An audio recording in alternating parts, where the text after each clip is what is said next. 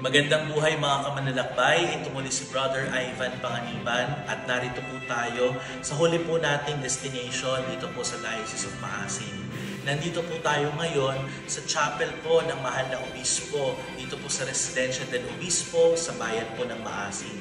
Ito po ay dedicated sa Mother of Perpetual Help at dito po nagko-conduct po ng misa ang obispo ng Maasin na si Bishop Precioso Cantillas na naging obispo po dito sa Maasin simula noong taong 1998. Makikita natin dito ang isang talaga very pristine altar na mayroong iba't ibang relics. So may mga relics dito ng iba't ibang mga tanyag na santo kagaya ni Saint Francis of Assisi, Saint Anthony of Padua, Saint Lucy, Saint Agnes at iba pa. Nakatutuwa po sapagkat ito po ay napakagandang experience na makita po ang dasalan ng isang obispo, isang pastol para sa isang diocese. Tara po, manalangin tayo dito sa Chapel of the Bishop of Maasin. Manalangin tayo. Mahal na ina ng laging saklolo, buhat sa krus ibinigay pa sa amin ni Jesus upang maging ina namin.